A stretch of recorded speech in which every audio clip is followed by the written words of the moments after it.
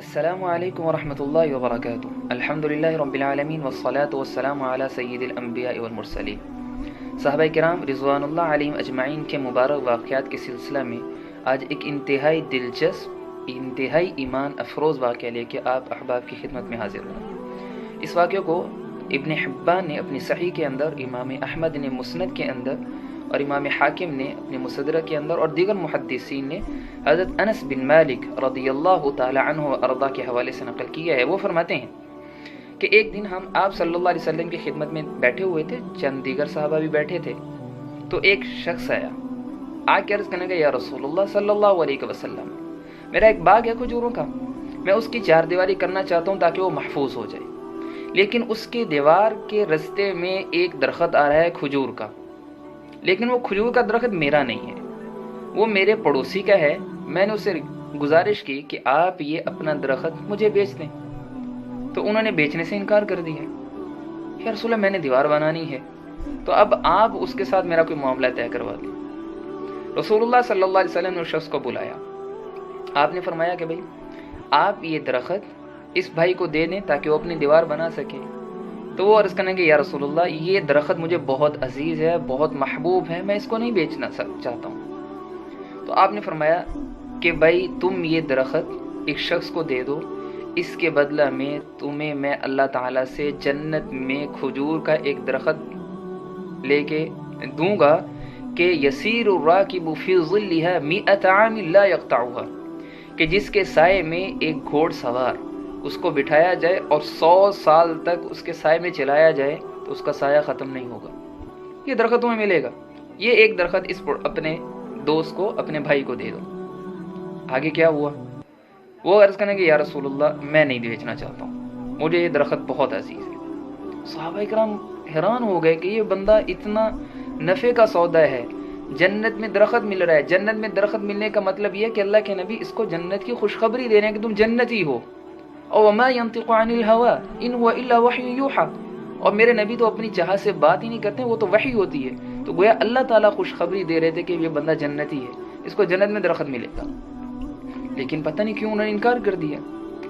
انہی صحابہ میں ایک صحابی بیٹھے ہوئے تھے، وہ کھڑے ہوئے، عرض کرنے کہ یا رسول اللہ صلی اللہ علیہ وسلم، اگر یہ درخت کوئی اور شخص لے کے خرید کے آپ کو دے دے، کیا اس کے لیے بھی یہی بشارت ہے؟ کیا اس کو بھی جنت میں درخت ملے گا یا صرف اسی بندے کو ملے گا؟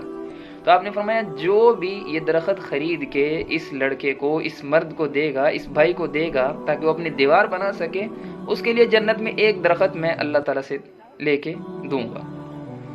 اب وہ صحابی کھڑے ہوئے اور اس بندے سے جو اپنا درخت نہیں بیچ رہا تھا اس سے معاملہ طے کرنے لگے، فرمانے لگے کہ بھائی تم یہ اپنا درخت مجھے بیچ دو۔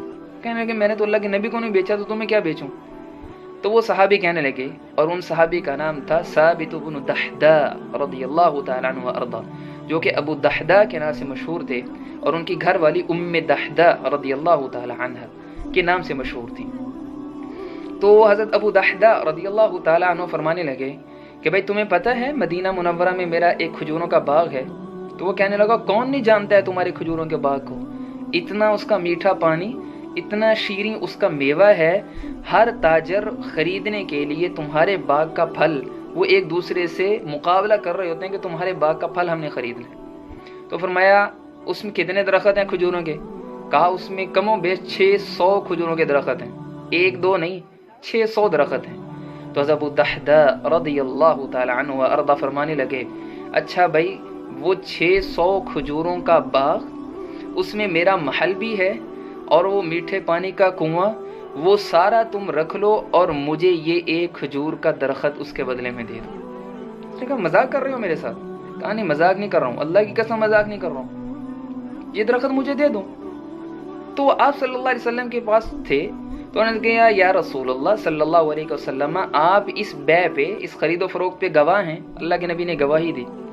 تو حضرت ابو دحداء رضی اللہ تعالیٰ عنہ وارضا، انہوں نے اپنا 600 کھجوروں کا درخت باغ، 600 کھجوروں کا باغ وہ دیا، اپنا گھر جو محل بنا ہوا تھا وہاں پہ ایک اچھا سا وہ بھی دے دیا، میٹھے پانی کا کنواں تھا وہ بھی دے دیا، اور بدلے میں صرف ایک کھجور خریدی۔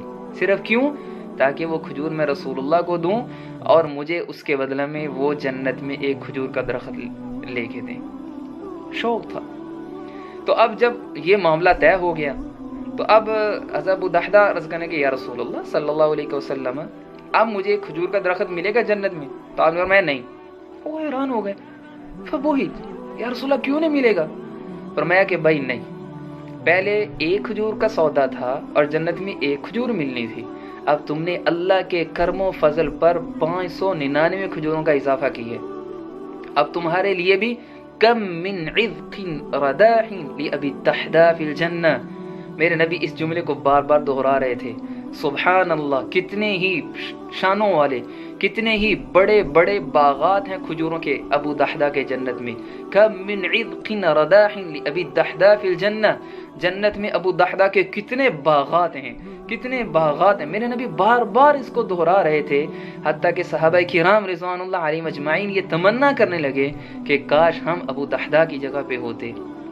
ان کو آخرت چاہیے تھی. اب آگے کیا ہوا؟ ابو دحدہ رضی اللہ تعالیٰ عنہ اپنے باغ میں، اپنے گھر بھی ادھر ہی تھا، وہاں پہ تشریف لائے تو باغ کے اندر داخل نہیں ہوئے، باہر ہی کھڑے ہو کے کہنے لگے یا ام دحدہ، اے ام دحدہ، اے میری بیوی، بچوں کو لو اور اس باغ سے باہر نکل آؤ. تو بیوی کہنے لگی آپ باغ میں کیوں نہیں آ رہے ہیں؟ تو حضرت ابو دحدہ رضی اللہ تعالیٰ عنہ فرمانے لگے اللہ کی بندی، میں نے یہ باغ بیچ دیا. کہا بیچ دیے؟ آپ تو تاجر ہیں، آپ نے اچھا سودا کیا ہوگا، آپ نے کتنے پیسوں کے بدلہ میں اس باغ کو بیچا ہے؟ کہا ام دحدہ، میں نے جنت کے اندر ایک باغ لیا ہے، اس کے بدلے میں میں نے یہ باغ بیچ دیا ہے. رسول اللہ صلی اللہ علیہ وسلم نے مجھے جنت میں باغ کی خوشخبری دی ہے، بلکہ باغات کی خوشخبری دی ہے، اور بدلے میں میں نے یہ 600 کھجوروں کا باغ، یہ گھر دے دیا. وہ اللہ کی بندی ام دحدہ رضی اللہ تعالی عنہ فرمانے لگی ربحت البیع، پھر تو تم نے بڑا ہی فائدے کا سودا کیا ہے، بدلے میں آپ کی، میری، ہمارے بچوں کی جنت پکی ہے. اللہ تعالیٰ مجھے، آپ کو، ہم سب کو صحابہ کرام رضوان اللہ علیہم اجمعین کے نقش قدم پہ چلنے کی توفیق عطا فرمائے. السلام علیکم ورحمۃ اللہ وبرکاتہ.